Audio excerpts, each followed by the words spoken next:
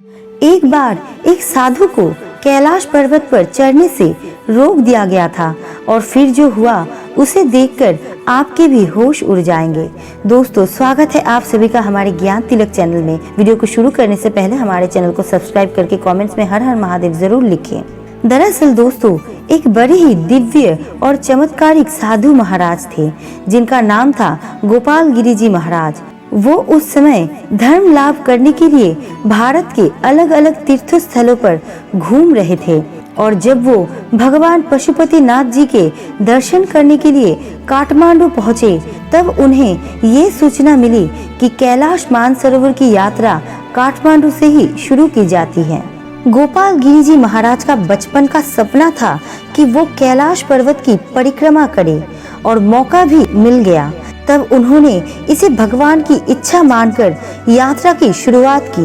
उन्होंने काठमांडू से करीब 1 घंटे की यात्रा करके फ्रेंडशिप ब्रिज पर पहुंच गए, जहां पर चीनी अधिकारियों द्वारा मानसरोवर यात्रियों की जांच की जाती है। फ्रेंडशिप ब्रिज नेपाल और चीन की सीमा पर है।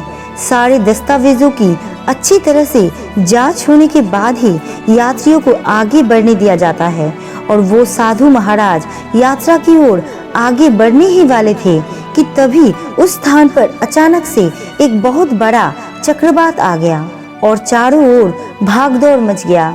अधिकारियों के पास एक संदेश आया कि कैलाश मानसरोवर यात्रा के दौरान बहुत बड़ा तूफान आया है, इसलिए यात्रियों को उसी स्थान पर रोक दिया जाए और फिर सभी यात्रियों को चीनी अधिकारियों ने वहीं पर रोक दिया।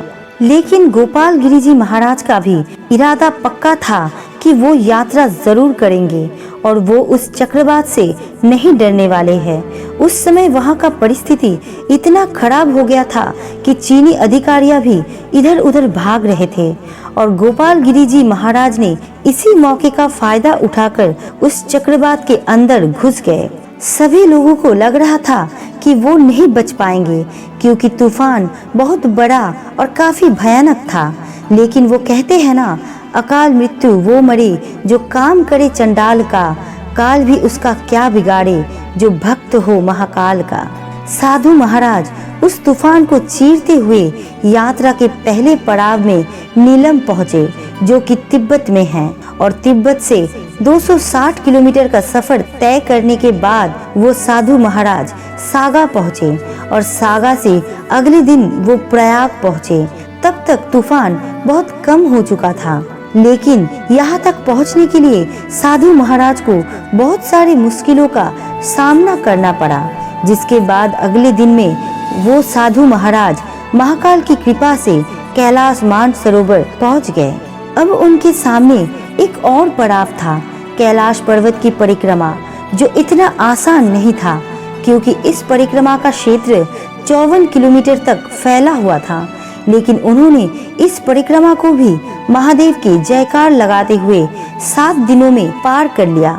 वास्तव में ये किसी साधारण इंसान के बस का नहीं था, लेकिन इस परिक्रमा के दौरान उनके साथ कुछ ऐसा हुआ जिससे वो भी आश्चर्य हो गए थे। दरअसल उन्हें वहाँ की एक गुफा में एक बच्ची दिखाई दी थी। शायद तूफान में वो बच्ची अपने माता पिता से अलग हो गई थी। उस साधु महाराज ने उस बच्ची की जान बचाई और उसे अपने कंधे पर बैठाकर पुनः काठमांडू के लिए रवाना हुए।